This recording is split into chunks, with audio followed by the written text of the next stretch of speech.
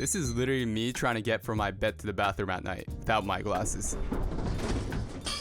If you know anyone like that, you can probably guess how bad of an idea it would be to let them drive without glasses. But what if I told you that cars claiming autonomous driving are doing exactly that? These cars' visions are blurry, and they're outright blind when it's dark or raining outside. I mean, there's not a chance that they would pass an eye exam. That's why the startup Uhnder is creating what is essentially the contact lenses for these cars. Let's dive into it. Deepest. But how can all these futuristic looking cars be blind if they all have multiple cameras and fancy sensors?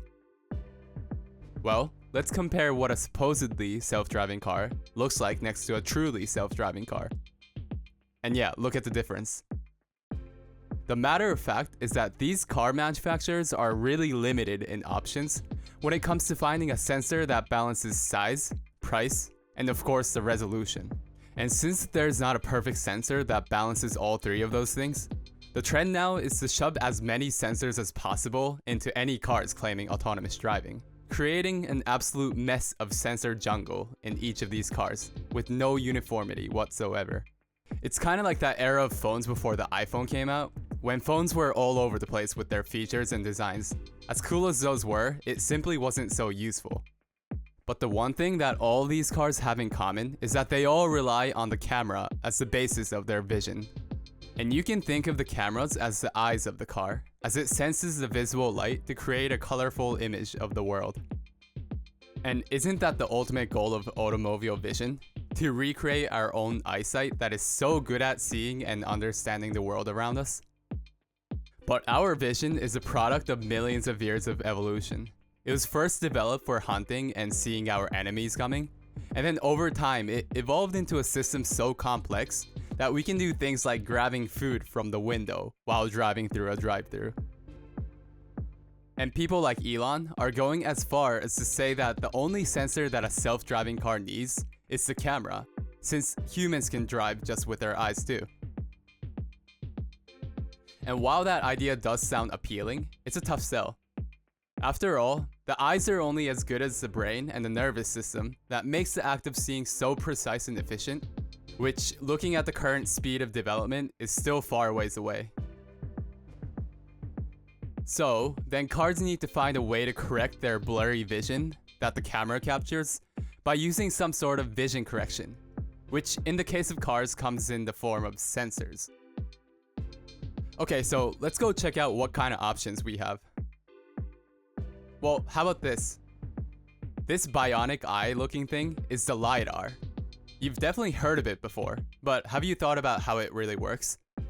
LiDAR simply stands for light detection and ranging, and as the name literally suggests, it works by bouncing laser beams off of objects to calculate its position and speed. The reason why so many autonomous vehicles use LiDARs is because it's able to reconstruct a 3D map of the environment in a format called point cloud, which can then be used by the AI to make better driving decisions. But while LiDARs are impressive in its mapping capabilities, it has major downsides too. For one, it simply stops working in anything but optimal condition. So a little bit of rain or even some dust from a sandy road, and this complex machine just stops functioning altogether. And to add on, LiDARs are bulky and they're really not that nice to look at. And it uses a lot of compute as it needs to process millions of data points per second. And most of all, it's just so damn expensive. Implementing a LiDAR system in a car can cost you anywhere from $1,000 per unit to more than $10,000 for a whole system. So you can see how that would be a problem if we want our future to look like this. So because of these crucial setbacks, there is a pretty contentious debate in the autonomous vehicle crowd, whether LiDARs are the only way to full self-driving, or they're just a wasteful overkill. And in cars, it's freaking stupid. It's expensive and unnecessary, and as Andre was saying, once you saw vision, it's worthless. Okay, well, if not LiDARs, then what else do we have? Well, let's see. Well, how about this? These old pair of glasses is the radar. But can such an ancient technology really be useful for helping future cars get that crisp 2020 vision that it needs? And the simple answer to that question is obviously not. I mean, look at this thing. It's so ancient. Well, okay, let me explain what I mean first. Radars work similar to a LiDAR, but instead of a laser beam, it uses radio waves to measure objects, which if you look at this diagram, the radio waves are here and the LiDARs are here. The shorter the wavelength, the higher accuracy results you can get. Radars were first invented in 1904 and developed through the two world wars. Most notably, the British chained home system arguably won the war for Britain. Since then, it has been used in all sorts of applications, from military stuff to weather forecasting, even for boating. So yeah, you have to give it to the radar for standing the test of time, but the problem with it, like I said, is that it's simply so old of a technology. And when I say old, I mean that it's an analog technology. While the rest of the world of technology became digital, as in using ones and zeros or bits, with things like digital television and cell phones, radars kind of lag behind on that whole trend. And being analog comes with several disadvantages, especially when it comes to trying to use it for things as complex as self-driving. For one, the resolution and accuracy you get from an analog radar is not so great. And when you compare it to the sort of image that the LiDAR can capture, it's kind of a joke. And then there is the problem of interference. When there are multiple cars on the road with an analog radar, it's almost certain that the waves from each of those radars will interfere with one another, which would lead to cars driving on false road information. Yeah, you can imagine what would happen. And thirdly, analog radars have low dynamic range, as radars were originally created to just roughly detect if there was an enemy plane incoming or not. It's not so good at differentiating between objects close together, especially differentiating objects of different sizes, like for example, a kid in front of a truck. Okay, so it sounds like the radars are a way worse option than the expensive but high quality LiDARs, right? Well, not so quick, because radars shine exactly where LiDARs fail. For one, it's cheaper, it's sleek and non-visible in a car's body, and it can directly measure the speed of the object. And most of all, it works in any weather and lighting condition, which is unique when compared to any other form of sensors used in cars. And really, all the problems that I mentioned before just stems from the fact that they are analog. So what if we can just make a modern version of the radar? Maybe something like a digital radar for cars. Maybe these can replace the old pair of glasses into something more modern and clear. Something like contact lenses. And that's exactly what an engineer named Manju Hegde set out to do with the startup Uhnder. Okay, so let me tell you a bit about Manju Hegde. I mean, first of all, what a name. You already know this guy has done some impressive things in his life. And in fact, he has. He's an electrical engineer and a serial entrepreneur who previously was the founder and CEO of Agia Technologies, which was the first chip company to manufacture designated chips for physics rendering for things like video games. He then sold that company to Nvidia, way before the hype that they are getting now, and worked there for a while and then later moved over to AMD. So if you need to know one thing about Manju, he knows his way around chips. But what is this chip guy suddenly doing in the automobile sensor field? Well, around 2015, he started a startup called Uhnder, as in under the radar, after seeing the confusion in the world of autonomous vehicles and the sensors being shoved in without any uniformity. As an entrepreneur mind getting bored of working in a large corporation, he recognized the strong demand for a better sensor solution, which made him think about a certain existing technology used for a while by the military: digital radars.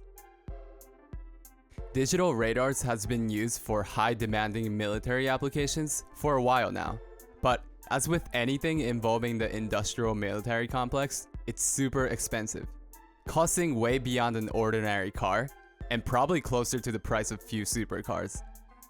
And look at the size of these. It's not like you can just take one of these and put it in a car. But Manju, as a chip guy, deeply understood the power of nanoscale manufacturing, and that any electrical system can and will be turned into a chip in the future. So he did exactly that. A military-grade digital radar on a single chip. Let me explain how it works. This is the S80 chip, and while the name is pretty Sony-esque, it definitely makes up for it in its capabilities. The chip has two main things going for it. First, it's a digital radar instead of an analog radar. And secondly, the whole radar is on a single microchip. So first, the digital part. To clarify, analog radars still do convert the analog signals to digital data at some point, so the computers can read the data. But the main difference is in the way that it uses the waves to capture data. Most analog radars used in cars today work by modulating the frequency of the waves that it emits. And then it looks at the difference from the frequency being sent out and the one it receives back. On the other hand, Uhnders chip uses what is called phase modulation, which basically imitates an on or off state of a bit like a computer would. It uses a pseudo-random sequence of binary code to match the timing of the signal being sent out and the one being received. Okay, I know this is kind of confusing, but just think that while analog radars need to deal with unstable waves to get the exact value correct, digital radars only need to transmit whether the current signal is either on or off. And if this sounds like a trivial difference, you would be wrong, because this fixes a bunch of problems that I mentioned before. For one, it makes the radar predictable and controllable, like a computer. And the digital code uses 1 in quintillion identifying codes, which minimizes any interference. And the response you get is so much sharper, allowing the radar to distinguish between nearby objects, like a truck and a child, with high accuracy.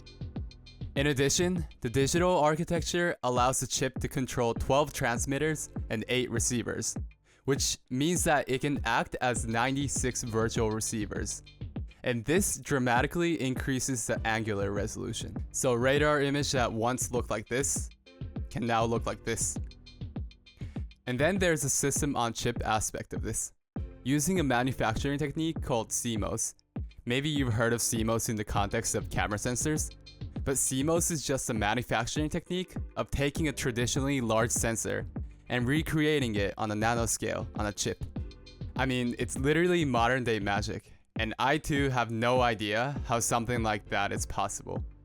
But in this tiny chip about the size of Sheldon, it houses the oscillator, the receiver, controller, and everything else.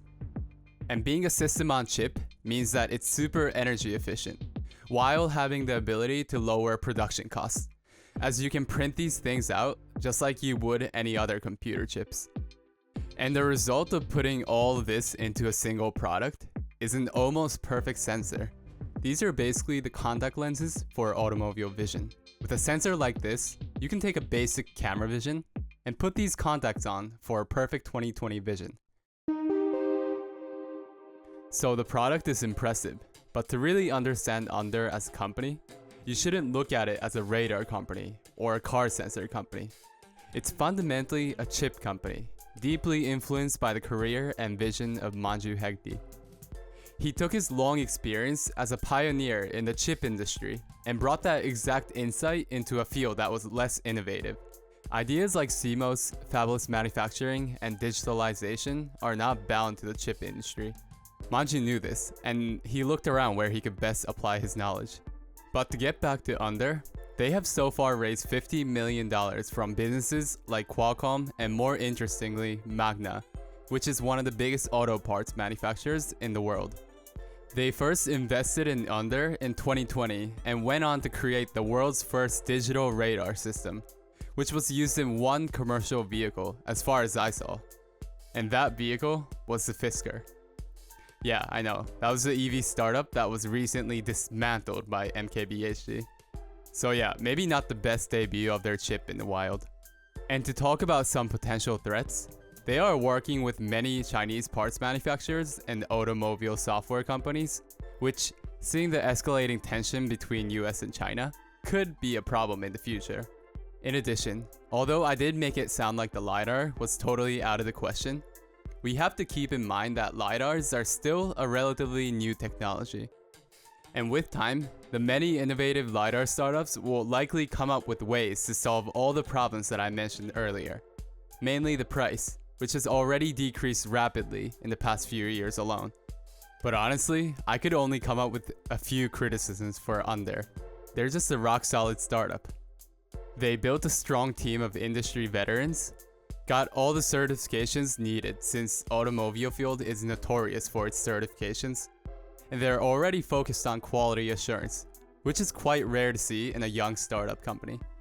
So one day when you're half drunk on your way home from a party in a self-driven car, you can thank Manju for giving the car its 20/20 vision that it really needed.